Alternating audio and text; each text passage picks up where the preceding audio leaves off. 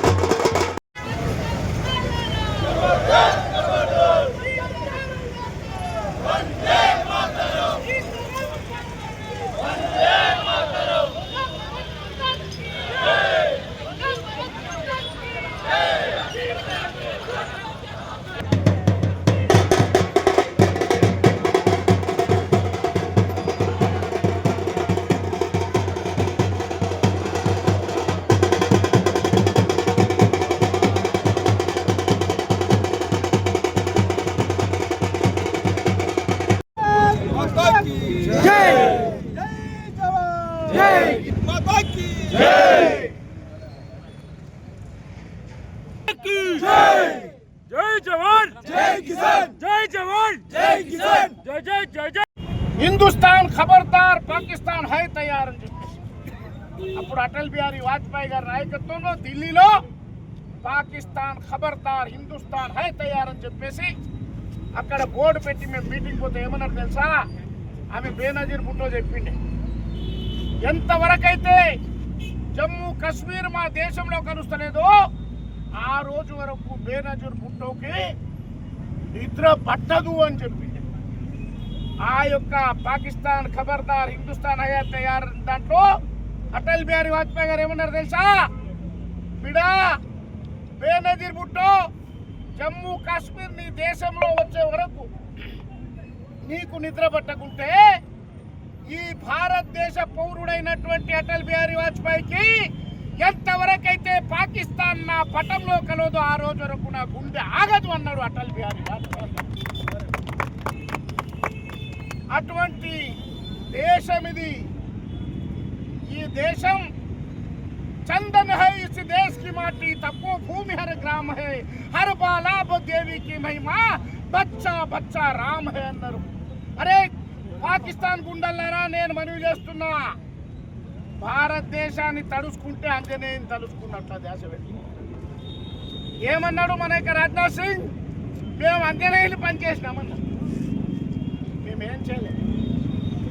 ఆ రోజు నేను చనిపోయిన రాజేశ్వర రెడ్డి గారు వాజ్పేయి గారు ఎంబడి జమ్మూ కాశ్మీర్ సత్యాగ్రహం చేసి జమ్మూలో 48 గంటలు జైల్లో ఉన్నాం అక్కడ ఒక ముస్లిం ఆడమే చెప్పింది ఎట్లా ఉంటుంది తెలుసా అక్కడ కళ్ళతో మేము చూసినాం పోయినాం మన హిందువులంతా పిలిపించి నిలబెట్టి వాళ్ళ పిల్లల్ని కారు కట్టి గిరగిరా తిప్పి తుణుకలు చేసి తల్లుల నోట్లో తుణుకలేశారు నేను ఇప్పుడు చెప్పేది కాదు ఇది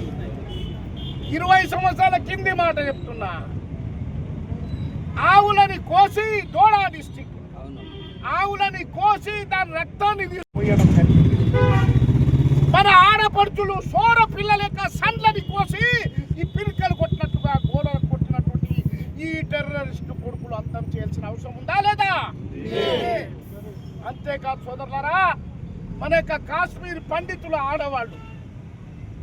వాళ్ళ కామానికి ఒప్పుకోకుంటే బతుకున్న ఆడపిల్లల్ని రంపాల మధ్యలో కోసేయడం జరిగింది 2 ముక్కలుగా తల్లిదండ్రుల కండ్ల ముందర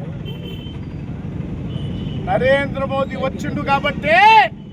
370 ఆర్టికల్ తీసేసిండు నారాయణపేట నుండి నేను ఇక్కడ విలేకరి కాశ్మీర్ హనుమంతున్నాడు త్రివర్ణ పతాకాన్ని లాల్ చౌక్ లో నరేంద్ర భాయ్ ఎంబడి మురళీ మనోహర్ జోషి ఎంబడి ఎక్కించడానికి పోయి వచ్చినాము ఈరోజు జెండా ఎక్కుతున్నదా లేదా ఈరోజు జమ్మూ కాశ్మీర్ లో ఉన్న ముస్లిం కూడా చెప్తున్నారు మాకు పెద్ద నాయన లాంటి వాడు అటల్ బిహారీ నరేంద్ర మోదీ గారు ఆయన లేకుంటే ఈరోజు మేము బతికే వాళ్ళం కాదంటున్నారు మా వ్యాపారాలు జరుగుతున్నాయి అనుకుంటున్నారు అందరూ భారత్ మాతకి జై అంటున్నారు కాబట్టి ఈ అసలు టెర్రరిస్టులకు ట్రైనింగ్ ఇస్తున్నదే పాకిస్తాన్ గవర్నమెంట్ దేశం వాళ్ళు ఇస్తున్నారు మిలిటరీ ఇస్తున్నది ఆ గుండెలు ఈరోజు ఆ రోజు అక్కడ చేసిన పనికి 370 ఆర్టికల్ పోయింది మొన్న ఏం చేశారో మీకంతా నేను మళ్ళీ చెప్పాల్సిన అవసరం లేదు నిజంగా ఆ రోజు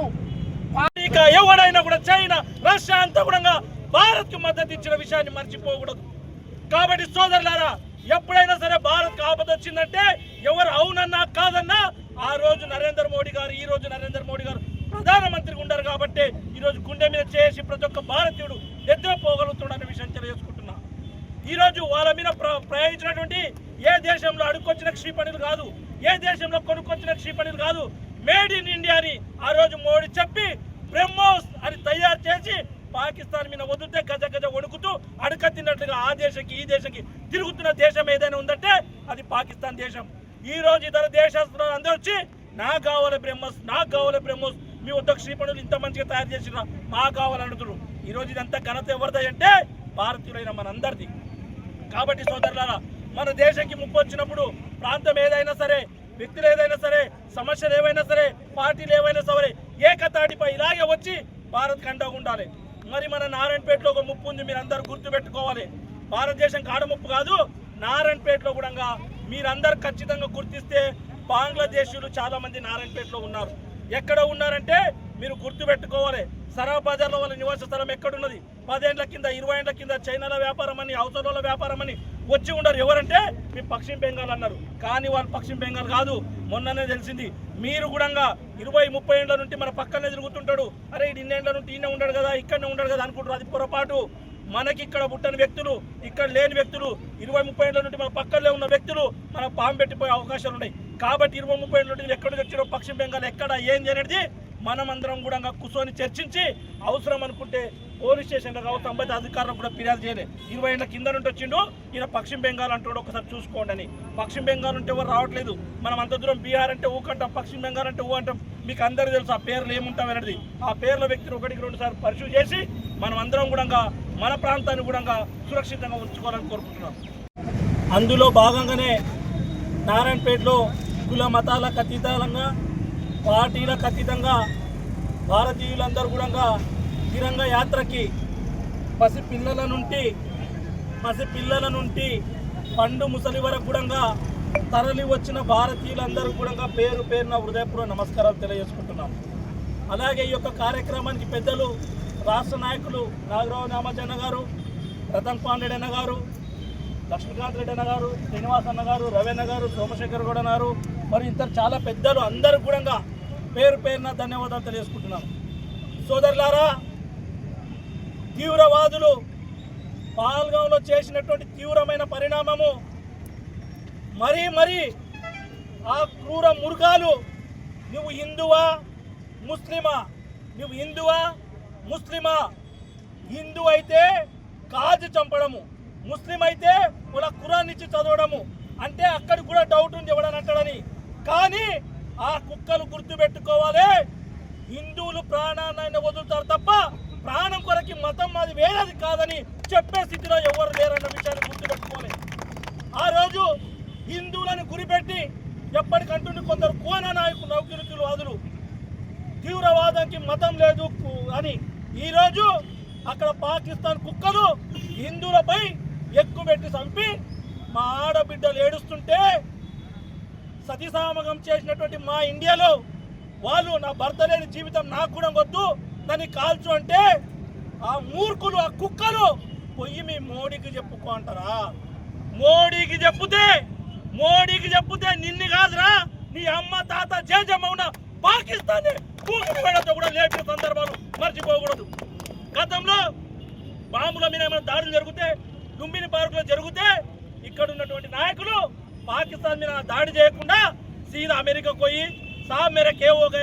అని అడుక్కత్తిన పరిస్థితిలో ఉండ్రి. ఈ రోజు భారతదేశంలోని నరేంద్ర మోడీ గారు అఖిల పక్షాన్ని పిలిపించి కుల మతాలకు అందరూ పిలిపించి పాకిస్తాన్ మీద